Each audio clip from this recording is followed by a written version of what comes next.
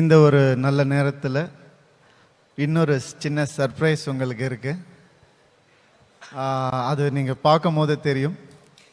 இல்லை நானே சொல்லிடுறேன்.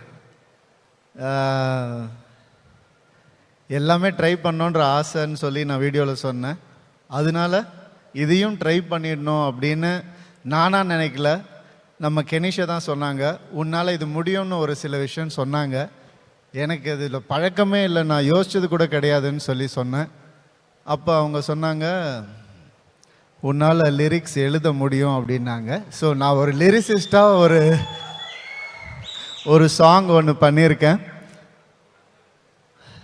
இந்த சாங் கெனிஷா வந்து சொல்லும் போது அவங்க அம்மாவை பற்றி ஒரு சாங் எழுதணும்னு சொன்னாங்க.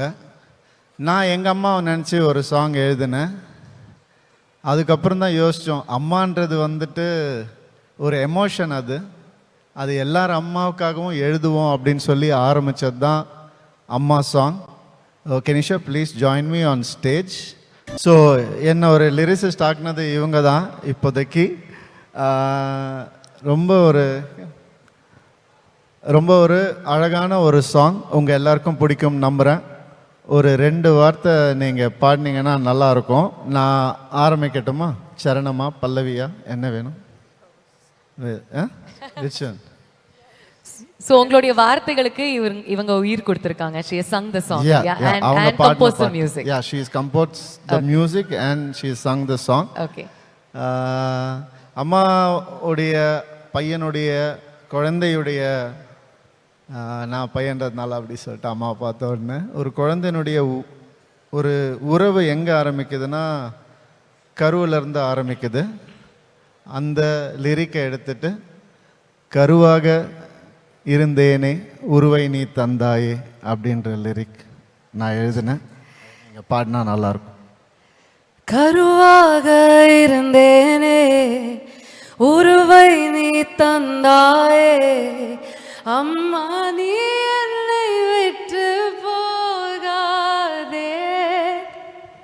சரணத்துல ஒரு 4 வரி நீங்க சரணத்துல 2 வரி.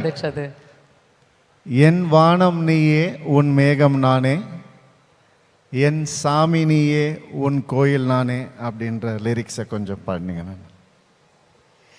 என் வானம் நீயே உன் மேகம் நானே, என் சாமி நீயே உன் கோவில் நானே. Beautiful beautiful. அழகான இந்த ஒரு பாட்டினுடைய சின்ன டீசர் நம்ம கேட்டோம். இந்த மேஜிக்கல் மொமெண்ட்டை நம்ம திரையில இன்னும் பார்த்து ரசிக்கலாம். The song for you. Please.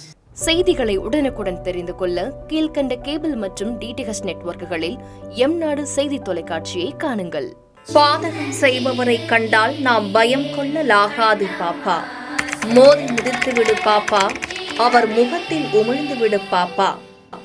அண்மை செய்திகளை உடனுக்குடன் தெரிந்து கொள்ள இணைந்திருங்கள் எம்நாடு தொலைக்காட்சியுடன்.